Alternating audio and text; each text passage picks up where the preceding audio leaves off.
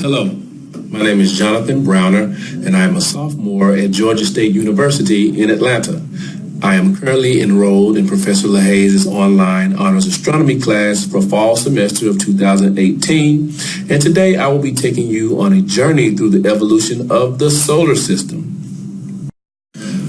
Since antiquity, there have been myriad theories concerning the framework and origin of our planetary system. The solar system, the birth of which is dated back some 4.6 billion years, is comprised of 8 planets: Mercury, Venus, Earth, Mars, Jupiter, Saturn, Uranus, and Neptune. They are accompanied by a host of other celestial bodies, including asteroids, comets, planetary moons, and more recent discoveries, dwarf planets and protoplanets. Some popular solar system formation theories, which I will not go into great detail about today, include the capture theory, solar fission theory, and the tidal theory, but the most widely accepted version of solar system evolution is the nebular hypothesis. This theory, introduced in the late 18th century by Immanuel Kant and furthered by the mathematician Pierre-Simon Laplace, breaks down solar system formation into 3 major stages. The stages include the solar nebula phase, primordial solar system phase, and the phase we are experiencing currently, the modern solar system phase. In the upcoming slides, I will give a brief overview of each respective phase and what theoretically took place. The solar nebula phase is the primary and also the shortest of the 3 phases. It is said to have lasted only 10 million years, but is by far the most dynamic. During this period, a circumsolar collection of interstellar dust, debris, and various gases experienced the effects of gravity. Newton's law of universal gravity states that every particle attracts every other particle with a force that is directly proportional to the product of their masses and inversely proportional to the square of the distance of their centers.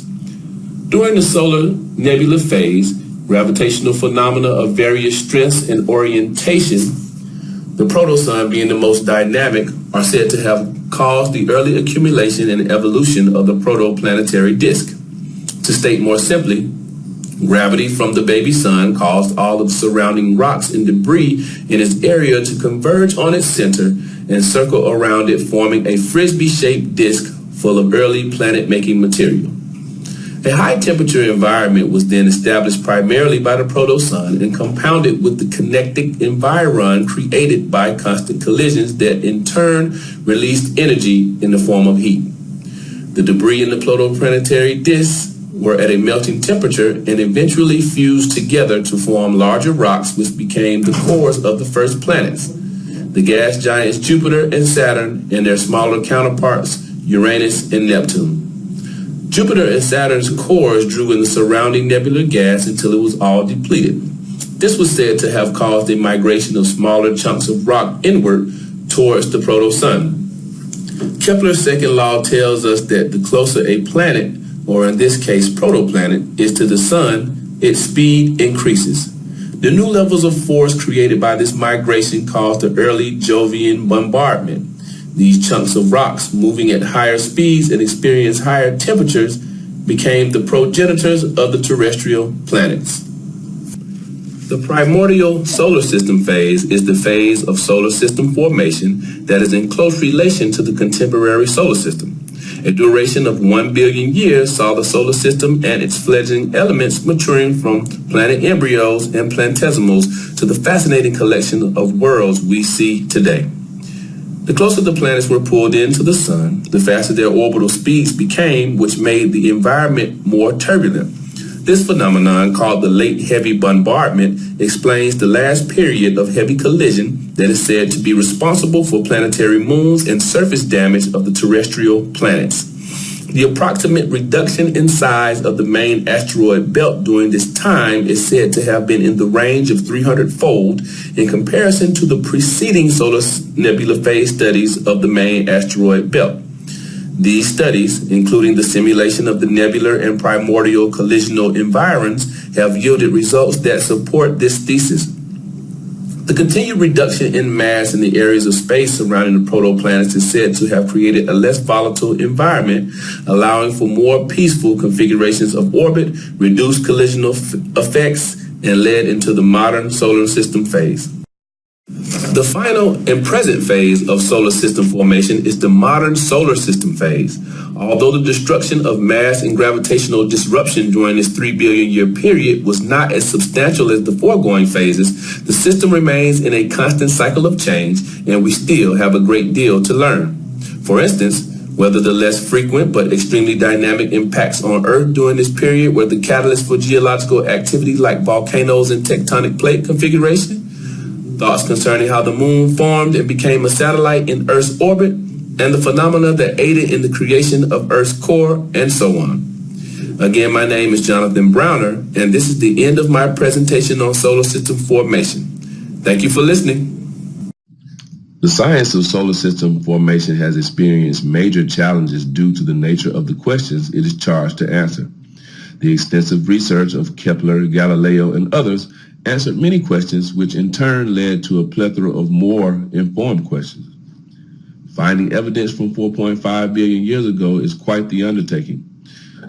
The subsections of the nebular solar system formation theory, including thermal evolution, differentiation, and bombardment, have been at least marginally supported based on the new evidence. What processes caused the solar system to form in the first place will take some deeper research and depend on more specific evidence. The nebular phase theory as a whole, however, is still ambiguous regarding certain stages of the process, but has been confirmed as the most objective.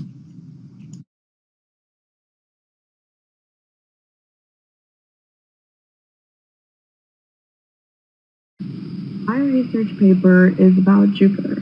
So in the following slides, I will be talking about Jupiter's material makeup, as well as its theorized evolution and creation. I will also be talking about its moons and its rings, along with how the atmosphere within this gas giant is so interesting, as well as other dynamics about this planet. Scientists have not been able to give a solid answer as to how our universe was created or how our planets came to be. There is one theory that says that Jovian planets were created by the disk instability model, which means that the gas and smaller particles all clumped up together and created big giant balls of gas that we now call the gas giants in our solar system. Jupiter has a makeup of helium, hydrogen, ammonia, and other chemical compounds that are gases. Though Jupiter is a gas planet, it is also said that it could have a liquefied hydrogen core because it does have a magnetic field. Jupiter is one of the 4 gas giants in the solar system. It has no solid crust as Earth does because it is a terrestrial planet. So it has merely an atmosphere. It is full of storms and clouds. A great representation of this is the fact the Great Red Spot has been spotted by humans and has been recorded for over 200 years. And it is an anticyclone, so it goes counterclockwise in the southern hemisphere. It is a storm that has been seen to shrink and grow throughout its observation. And it shows that the atmosphere in Jupiter is always moving, is very dynamic, and has many different aspects to it. Galileo Galilei recorded 4 moons orbiting Jupiter in 1610. With this observation, he pushed the solar system model forward. It could no longer be said that Earth was in the center of the universe because there are moons orbiting a planet that was not Earth. There are now 79 recorded moons, though the Galilean moons, which are Europa, Callisto, Ganymede, and Io stay within the largest group of moons and the most interesting as well. Each moon is known for different reasons, such as Io for being the most volcanic object in our solar system. Europa is well known for its theorized ocean underneath its surface. All of the Jovian planets in the solar system have a ring system. Jupiter's ring system is rather unique because it is formed by smaller impacts on its orbiting moons, which then send off dust and smaller particles into the Roche limit. The Roche limit plays a part in keeping these rings where they are. The moons do not go within the Roche limit because the Roche limit explains that an object can only be at a minimum distance before it gets crushed by the planet's tidal forces. Thus, no moons can be here, and only the ring, which contains small dust particles. Jupiter's rings are also recycled, as in more and more impacts on its moons move in more dust and more particles that are contained within the rings. Jupiter's magnetic field is so large that it extends past Saturn's orbit. It is also so strong that it can deflect solar winds. This magnetic field does not originate from a metallic inner core. Instead, it comes from Jupiter's rapid rotation and the convection of liquid hydrogen within the planet. The liquid hydrogen also has properties of metal that add onto the strength of this magnetosphere. It is also said to be 10 to 20 times stronger than Earth's magnetic field. All missions sent out into space have been sent to retrieve information in hopes of finding out how the solar system was created and how it evolved. So far, there have been 8 flyby missions to go by Jupiter and retrieve small amounts of information about the planet and the objects that surround it. Juno, on the other hand, is a spacecraft that was sent in 2011 to orbit the planet. Since 2016, it has sent back much information that could have never been retrieved by flyby missions, such as how the moons Io and Ganymede affect the planet's aurorae. Each encounter of flyby mission and orbiting missions gives more and more information about the planet and how the solar system could have been created and how it could have evolved.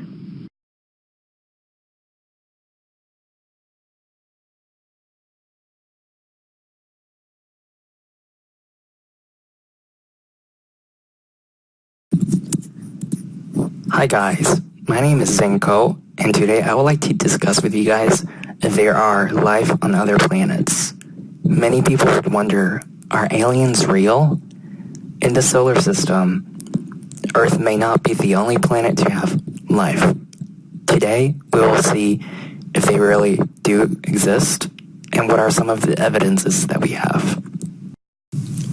Are there life beyond Earth? For decades, scientists have been trying to solve this question.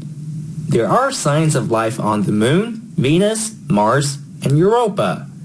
In order to have life, the environmental conditions must provide food, water, and living space. Furthermore, the environment must be habitable for the organism. However, what is uninhabitable for humans may be habitable for the aliens and other planets. As some background information, approximately 4.5 billion years ago, the solar system was formed from a cloud of dust and gas that was pulled by gravity. As gravity collapsed the materials, the sun was formed in the center of the nebula. Other remaining materials around the sun clumped together and formed various objects like the planets and the moons. Within 4.5 billion years, life may have existed on the Moon, Venus, Mars, and Europa, as you can see on the 4 objects picture below. Even though everyone has seen the Moon, not many know how it formed. The Moon was formed 4.51 billion years ago after a Mars-sized object crashed on Earth. Some of that material blasted into space, which formed the Moon. When the moon was first created, it spun much faster than today. Because its shape is not perfectly spherical, the orbit slowed down and became tidally locked, always facing the same side toward the Earth. The condition change in the moon may have caused to stop the living organism's existence. Due to its close proximity to Earth, people for decades wondered if there were life on the moon. Scientists from Birkbeck University of London found that the conditions of the lunar surface could have supported life around 4 billion years ago. From recent space missions, scientists suggest that the environment on the moon may not always have been dry in the past. Dr. Schultz McCook from Washington State University said it looks very much like the moon was habitable at this time. There could have actually been microbes thriving in water pools on the moon until the surface became dry and dead. Dr. Schultz McCook suggests that it is possible that the meteorites containing cyanobacteria may have blasted from Earth and landed on the moon when the Mars-sized object crashed on Earth, as you can see on the picture below. However, further lunar exploration and research needs to be conducted in order to determine if there were life on the moon. Since ancient time, astronomers and astrologers had observed Venus due to its bright appearance in the sky. Venus is known to be the Earth's sister planet since they both have similar diameters, mass, and densities.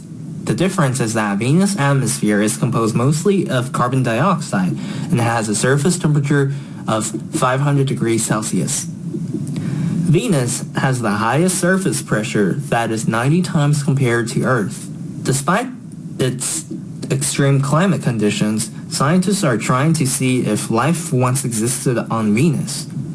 Earth and Venus may had more environmental similarities 2 billion years ago. Astrobiologist David Grinspoon, a senior scientist at Planetary Science Institute, said Venus, though scientists cannot find any living organisms on the surface, they suggest that the organisms may live in the clouds. Venus clouds are made of mostly sulfuric acid, which could support microbes in the extreme conditions. For example, tardigrades, a rare type of microscopic animal, can survive an extreme temperature for up to 10 days in the empty space without food or water, as you can see on the picture below. In a similar fashion, microorganisms could be floating around Venus' atmosphere as well. However, as of now, the instruments used to sample Venus' atmosphere cannot distinguish between living and non-living organisms and their compounds. Scientists are extremely interested in studying characteristics of Mars as well. Like Venus' atmosphere, Mars' atmosphere is also made of 95% carbon dioxide. However, Mars has only roughly half of Venus' diameter and 10% of its mass.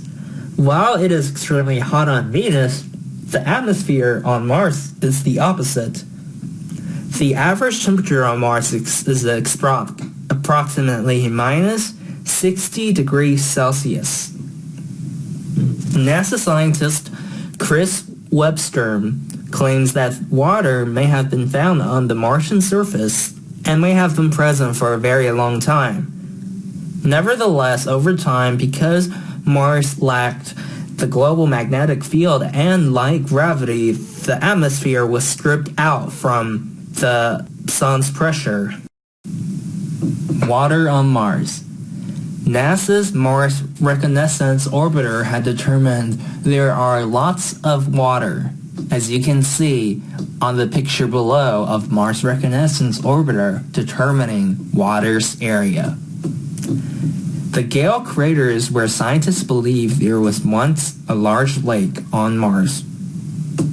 After methane was found from the rock, Jennifer Eigenbrod, an astrobiologist at NASA, said there is a significant breakthrough because it means there are organic materials preserved in some of the harshest environment on Mars. Dirk Schultz-McCook, a planetary scientist at Technical University of Berlin, Germany, says, "I think Mars offers us the highest chance of finding life. Although we do not have enough information for life on Mars, NASA will launch even more powerful instruments to search for life in 2020. Europa, Jupiter's moon, was discovered 400 years ago by Galileo, the scientist. Not until recently did we know that Europa is the smoothest object in the solar system. Lacking mountains on craters, the surface of Europa is made of frozen water and smooth surfaces. Although smaller than the Earth's moon, Europa is bigger than the dwarf planet Pluto. Similar to the moon, Europa is also tidally locked, the same side of the face always facing Jupiter. What is surprising is that Europa's surface is full of radiation from Jupiter that can destroy any material transported onto the surface. Most of the radiation comes from its equator, as shown on the picture below. You can see in the picture with the map and its radiation level around the equator. The radiation level of 5,400 MSV per day on its surface could kill a human being in less than a day. This hazardous characteristic makes flying to Europa difficult. Because of the limitations and obstacles, further technological advancement is needed to analyze the biosignatures on Europa. Signs of life on Europa. In the past 20 years, the unique features of Europa gave scientists curiosity to search for signs of life. In 1995, Galileo's flybys provided some strong evidence for signs of life when deep global ocean was discovered beneath Europa's icy crust, as you can see on the picture below. Scientists from the Jet Propulsion Laboratory in Pasadena, California had found European biosignatures, such as amino acids, from a few centimeters below its icy surface. Scientist Tom Nordheim believes that launching a spacecraft that can melt the ice and scoop some biological samples would be a much easier thing to do than digging the surface like on Mars. Europa could be the only object where there are not just microbial life, but multicellular complex life, if hydrothermal vent systems exist on the moon's ocean floor. When we get the Clipper reconnaissance with high-resolution images, that could change the whole game. Two planned orbiter will examine Europa. NASA will launch Europa Clipper in the 2020s, and European Science Agency's Jupiter Icy Moon Explorer will launch in 2022. As a proposed Clipper, you can see the picture below from NASA landing on Europa. Overall, what have we learned? The Moon, Venus, Mars, Europa all illustrated its possibility of life through its unique atmosphere and environment. Although no direct living microbes are found yet, in the near future, more discoveries will be known for us. As technology progresses, we'll be able to overcome all obstacles such as the distance, severe weather conditions, or radiation in order to learn more about the habitat and history of the Moon, Venus, Mars, and Europa. Before we know it, aliens will be as real as we ever thought about. We would also realize that the Earth is not the only planet that has living organisms in the solar system.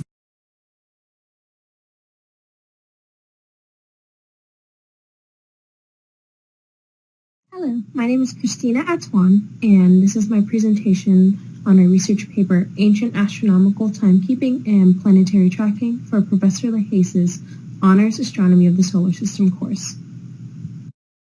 As covered in my research paper, the three major points that I'll be studying is the major methodology and tools that were used during this archaeoastronomical period, specifically to study eclipses and tracking planets, as well as the sun. The second being the main reason that they decided to study the cosmos, and how these ancient theories and practices relate to modern observations.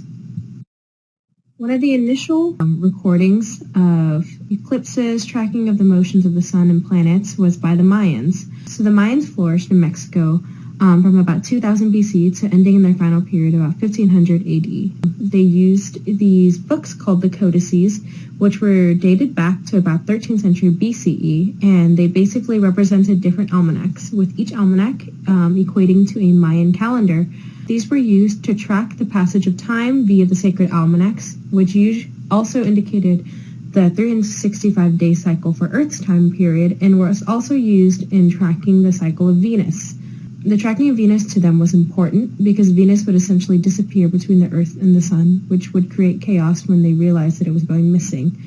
They began to track its motion so they could create a system of ceremonies prior and during its disappearance. So this kind of expands on why they decided to track the planets and the motions.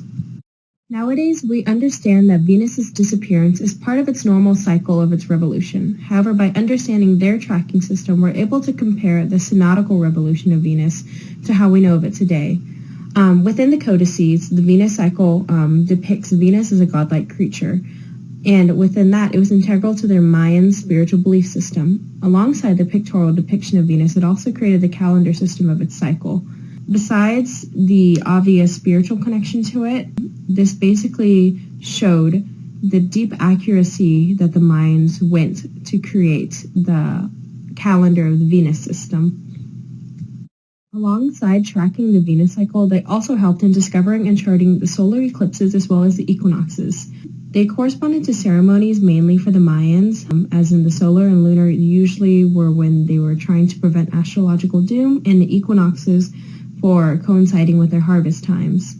Within this, they were indicated in the Dresden Codex, which actually charted 11,960 days, with spaces between the illustrations. What astronomers discovered later on were that these spaces were noted to have been solar eclipses that occurred during the 46 sacred almanacs that it took up. Alongside that, the winter and summer equinox were closely related to its harvest cycle, this being another time to prepare a ceremony within the Mayan culture. Another civilization which also used eclipse tracking were the Babylonians. During their existence from 2700 BCE to 312 BCE, they used clay tablets as shown in Figure 2. These clay tablets depicted ecliptic events, specifically during 1375 BCE and also 1063 BCE. However, there were other clay tablets that accurately predicted 61 solar eclipses, many of them that were not even seen from where Babylon should have been. This kind of helped in showing the accuracy of their predictions. Alongside that, in accordance to the eclipses that they were finding, they also created the Saras cycle, which was how they tracked eclipses repeating, basically over a course of 228 months, which equates to about 18 years and 11 days. This all happened about 800 BCE and after. The Chinese were also known to have become infatuated with eclipse tracking. However, theirs were primarily government-driven, with an astronomer assigned a task in recording and accurately predicting further eclipses. Usually what ended up happening is with inaccurate results, they would actually be threatened with death, usually in beheading. So an accurate record keeping was of utmost importance to them around this time. The record keeping included oracle bones, and this occurred about the second millennium BCE, and this time of tracking the eclipse occurred during all different dynasties, but specifically the earliest accurately recorded was during 720 and 480 BCE. However, before that, the oracle bones and the record keeping were specifically extremely unorganized, and there were no dates and time periods that they used. Figure 3 actually shows when they began using a more accurate record keeping, which was used about September of 434 AD. However, before that, they also used a water clock system and a gang system, which essentially broke down the lunar cycle and the solar cycle into 5 different parts, equaling to night watches. And this helped in predicting the lunar eclipses a bit more accurately. They were initially very unpredictable for the Chinese to understand, creating erratic and causing mass confusion. And so it was the astronomer's duty to accurately record the instances of the eclipses. And thanks to this, they actually became extremely precise and accurate over the years and centuries that they began to chart it. And by the Zhou dynasty and onward, they began creating a extremely precise ecliptic system. Another tracking device that they also utilized was also made by the Babylonians and popularized by the Greeks, was the gnomon. It was basically a simplified version of tracking the sun, and basically the main purpose of it was to track the local noon of the user. Local noon was important because it indicated the points of noon for that specific location, which isn't always the same depending on where you are. It could vary in time, as it could be 12 for one person and 1 for another. This is important in modern astronomy as it relates to the concept of time zones, how each location experiences different local noon, even if it's about the same time, and also created the basis for a simplified sundial. This passage of time, as shown by the Greeks, was also interested in the Mayan culture.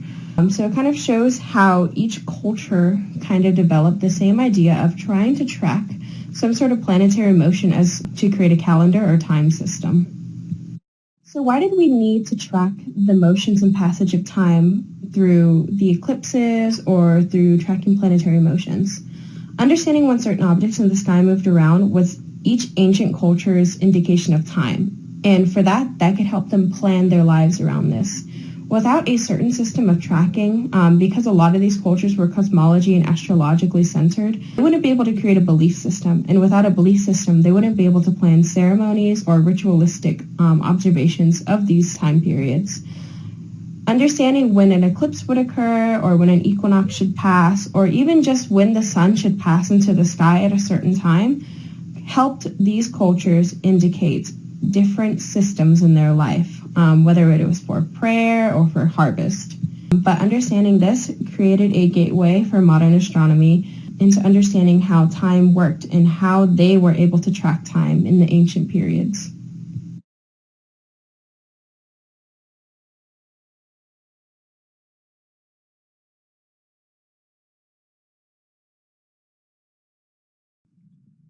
Hi, my name is Jeremy Ford. I am a sophomore here at Georgia State University, where I'm studying film, and this is my presentation for Honors Astronomy. Humans can be quite the spectacular. Just like our planets, they're all alike, yet they're so much different. We come in different shapes, different sizes, different creeds, different colors. Yet, we hold one thing, what always keeps us together. We love our imagination. Our imagination thrives. It shows us what tomorrow will be like. This isn't a new fad. Our forefathers did this. They looked to the sun, the moon, and the stars to make out who they were. And we do the same to tell a brighter future for tomorrow. When we think about the space race, it's easy just to think about Mission Apollo. But that was just one small step of the space race. The space race took place between the Soviet Union and the United States. The fierce rival of them all not only led us to a race, but it also led us to the Cold War. In doing so, it was on. President Eisenhower, President Kennedy, they all were behind one of the biggest rivalries that we have ever seen in this country. The United States and the Soviet Union always had a fierce rivalry. Many believe that this started in the 50s and the 60s. However, this started before the Cold War. Their race to the unknown was nothing but amazement. They used balloons to reach heights that were unimaginable. Both the United States and the Soviet Union used balloons. Their balloons crashed, yet they always tried again, making sense of their mistakes and awaiting the future. In America, the balloon spectacle was a crowd pleaser. Right after the Soviet Union had showed their strength, America was right behind them. Launched in 1934, America would face the unfatal demise as the Soviet Union had done. Learning from their lesson, they would use helium, a less flammable gas. In doing so, they were able to get photos of the Earth's curvature on Explorer 2. Trial and error had proven effective for both parties, as the Soviet Union and America would part ways just for a short while, with America in the lead. The second phase of the space race would show the world that the race was truly on. The Soviet Union had made it their mission not to be on the losing side ever again. At the beginning of the phase 2 of the space race, they dominated, leaving the United States in their dust. On October 4th of 1957, Sputnik 1 orbited the Earth 14 times a day. This hunk of aluminum was a satellite and had 4 antennas. It had only taken them 1 month to build. The 23-inch sphere went on to change the world forever. As the Soviets were excited, this led to fear across America.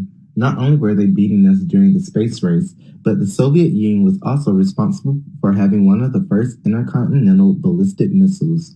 We weren't on the best of terms with the Soviet Union, so if they wanted to try out their new toy, America had to be ready. The R-7 was created in August of '57. Through these trials, the Soviet Union was able to get the Sputnik series in the air just 2 months later. President Eisenhower had to be shook by the advancement of the Soviet Union. Drastic actions had to take place if we were going to win the space race. NASA, the National Aeronautics and Space Administration, was formed in 1958. 6 days after its conception, the discussion about placing mankind in the air was next. The Soviet Union had already put a dog named Laika in Earth's orbit. To win, the objective was to have a human being in space. The Kennedy administration brought about hope and courage. The 60s were years full of trials, yet we were united as one in the pursuits of landing a man on the moon. Kennedy made the daring statement that America would place man on the moon before the end of the 60s. This newfound hope and reassurance was just enough to propel our imagination into the unthinkable. I'm going to step off the limb. It's one small step for man, one giant leap for mankind. The Apollo missions didn't just start in 1969. The missions started in 1961. Kennedy's prophecy had been fulfilled. On July 20th of 1969, Neil Armstrong took the first steps on the moon. America claimed victory over the space race by being observant of the Soviet Union, redefining our imagination, and taking action for our tomorrow. The space race would go on to tell the story of faith, persistence, and action.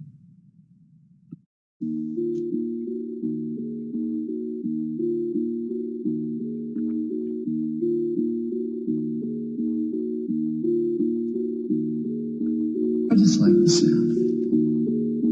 The space race gave hope to all mankind.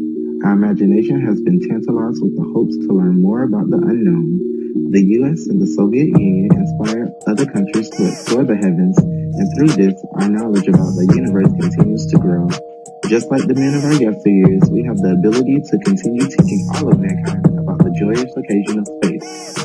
Though the universe will no longer be a mystery, but it will be a part of everyday life.